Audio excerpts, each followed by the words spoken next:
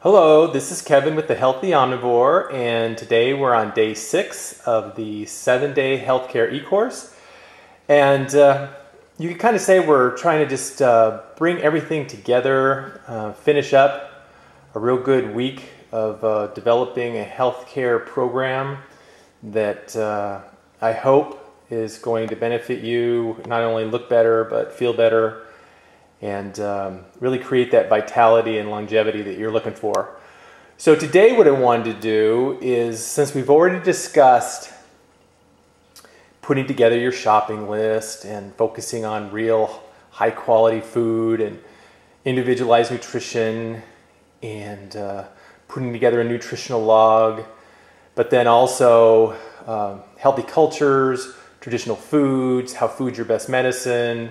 Understand that when you consume food, you have to look at it as a drug and you're going to have reactions to it, and you want those reactions to be beneficial. So I wanted to talk to you a little bit about if you're consuming foods and they're of high quality, but you're just not feeling right, we need to know how to tweak our meals a tad bit and move from something that would be maybe more balanced, where you're getting a good portion of carb, protein, and fat. And though you're actually an omnivore, we don't know exactly which direction to move you, more towards a carnivore or more towards an herbivore. So that's what I want to talk to you about today. So let's take a look at this. We'd actually discussed before how you break your plate up. And we talked about the whole breaking it up into thirds. And you can see there that we have the hunter part there and the upper third there on the left. And then we have the gather part over here. That's your starch sugar area. And then we have the vegetable area, where you can pretty much put whatever you want in there, all sorts of colors.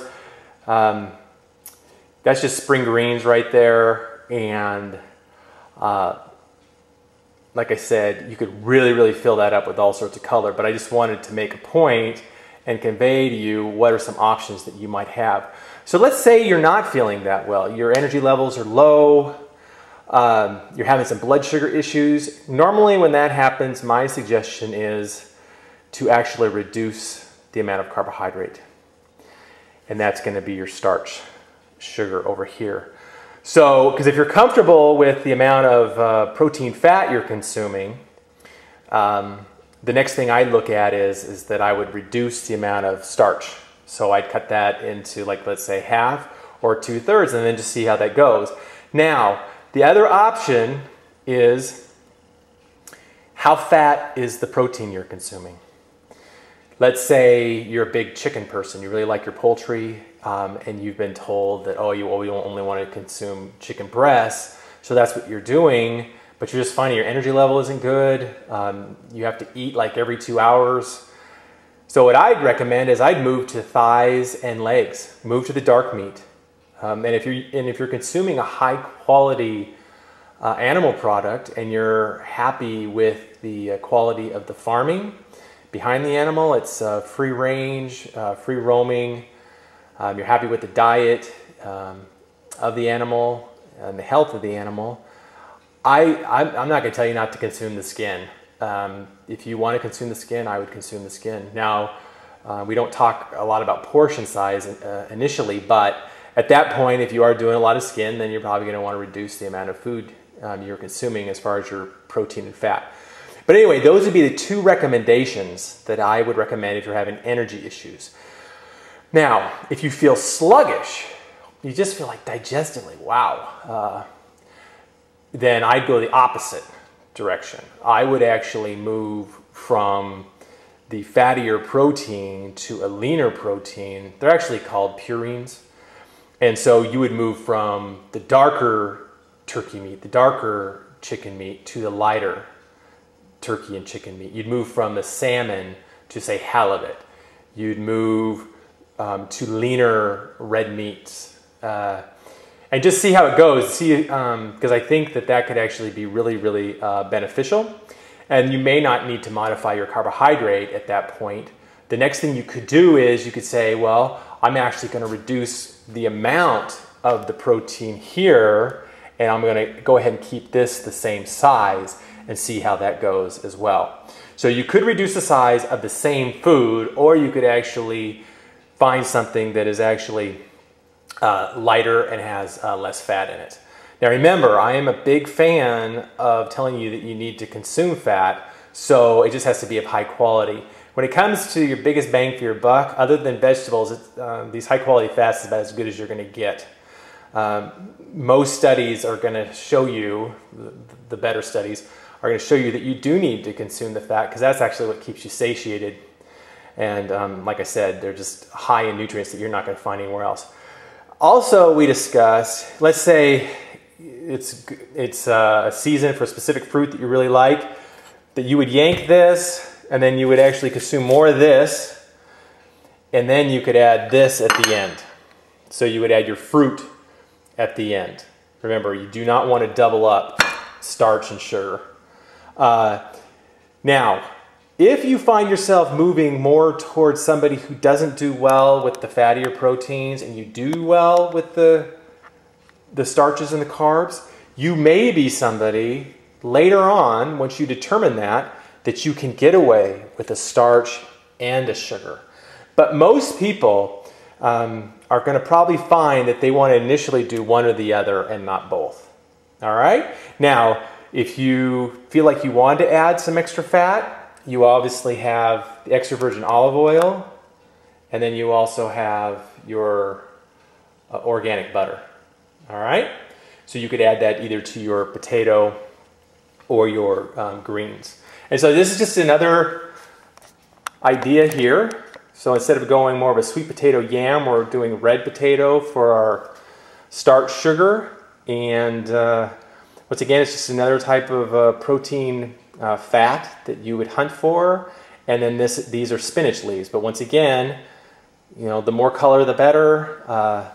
And it's the same principle. You've got it broken up into thirds. And you just kind of want to play with it. If you feel that this is just too big, then you reduce that because your body didn't handle it well.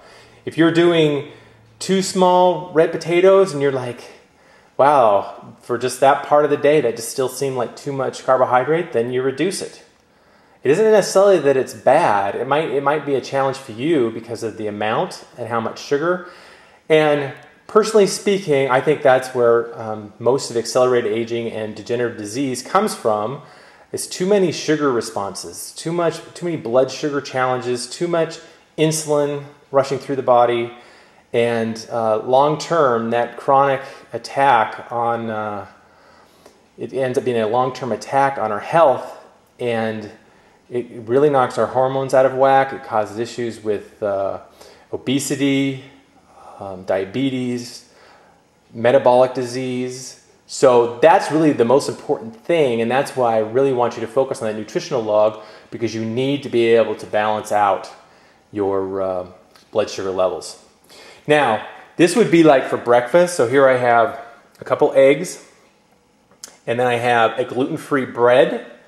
So what I like to do is I like to actually, say, fry the bread up with some butter, and then I'll put the bread, obviously, with the butter, and then I'll actually just toss the eggs on top, sunny side up, over the bread.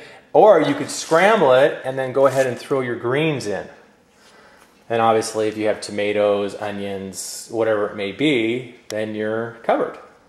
All right, so that's just an idea for breakfast. But obviously, the bread could be oatmeal. You're not going to be wanting to do any sort of boxed cereal. I'm a big fan of leftovers for breakfast. So we kind of rely on eggs, but there's no reason we need to.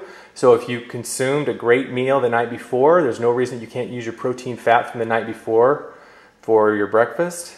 And the vegetables can be a little odd, because unless you're going to mix it with something, it just seems odd. But let me just say this. I think that what we consume for breakfast has more to do with marketing than what's best for us. So you might just have to kind of get by it. I know people wake up and they go, I can't eat. Well, you need to be eating something. Then you need to get to the point where you can consume numerous types of foods. Because we weren't meant to wake up in the morning and consume a breakfast out of a box. That's kind of a joke. And I think our health, or lack of it, is showing because of that. As you know, I have not really mentioned supplements, and the reason for that is I don't necessarily believe we need to fall into the trap of consuming and taking supplements. I think it's just a huge market, and what ends up happening is we start relying on supplements and we get away from consuming real food. But I do want to talk to you about sea salt. There's all sorts of companies that are producing sea salt. I want to talk to you about sea salt versus table salt. Table salt is NaCl. You're looking at about 97.5% salt, and everything else is pretty much filler. It's dye, it's anti-caking agents, it even has aluminum in it. It's a total mess.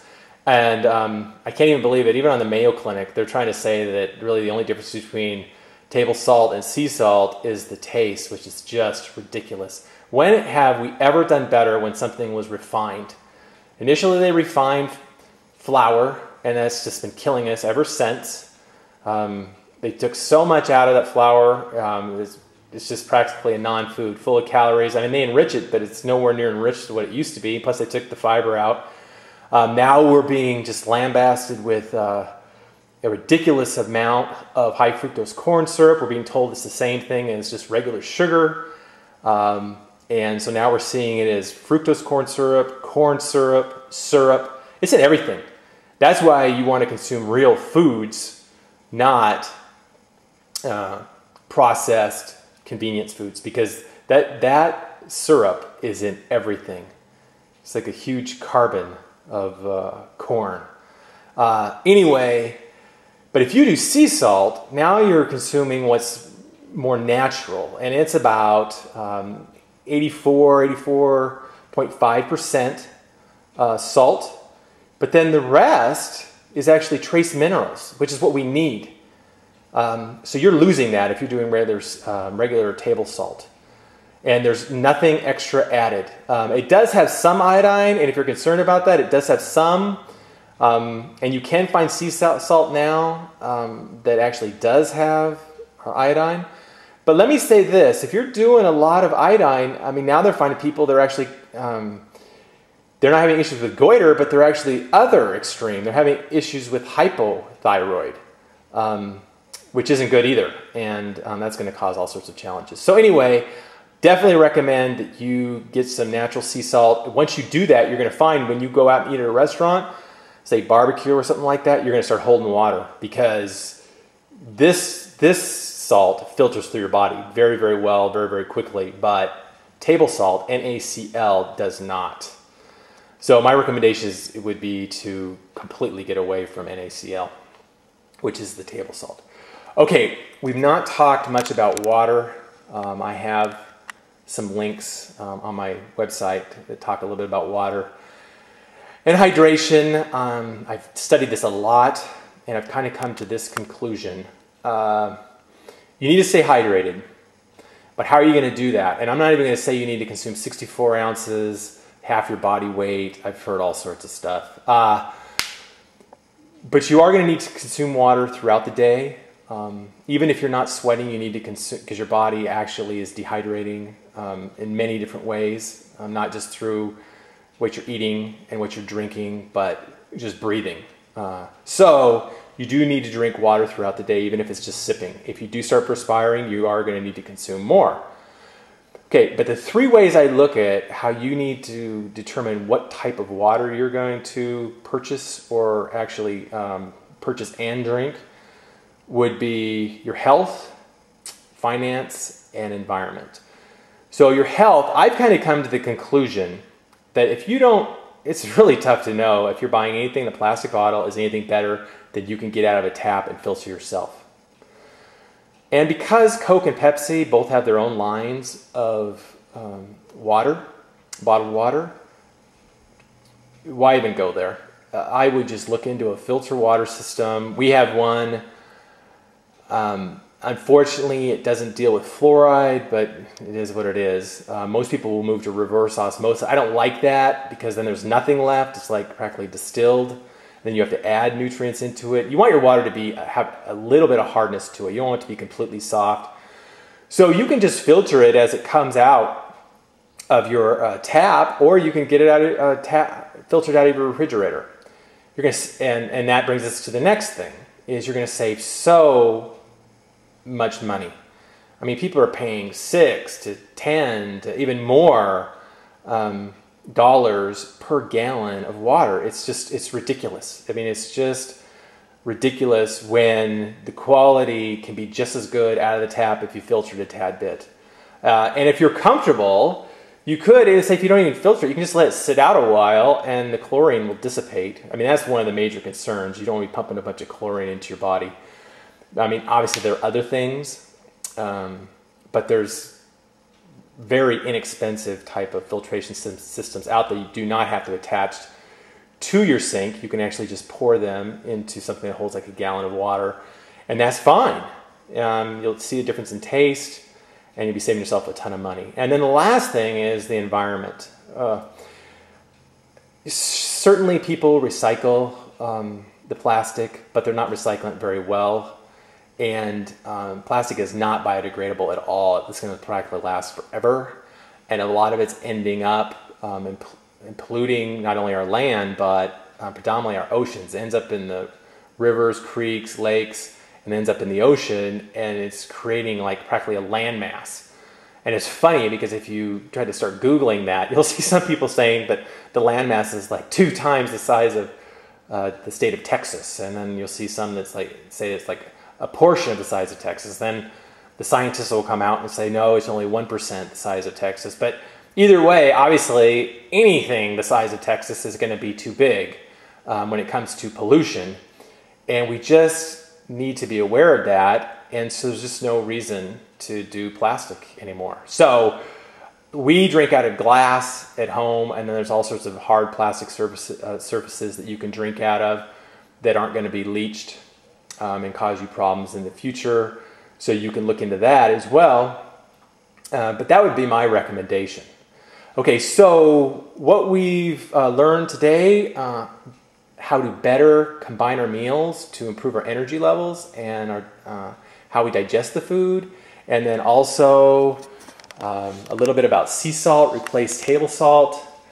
And then also, very important is that we need to stay hydrated, but what are we going to stay hydrated with? Now, I didn't mention, it's kind of obvious, you can tell, we do not need to be purchasing vitamin water. As a matter of fact, if you even do Gatorade or any of those little sport drinks, let's say you are like the big sweater. You would want to mix about 75% water to 25% of your sport drink. It's just too syrupy. It just actually dehydrates you. It might get you those electrolytes, but there's not enough water in it, so it actually dehydrates you, even though it's saying it is hydrating you. So you'd want to go at least 50-50, if not 75% water, 25% whatever, Gatorade, Powerade, and then I think you'll find if you're doing it or if your child's doing it, all of a sudden it isn't that fun anymore because it doesn't taste like sugar water. Anyway, those are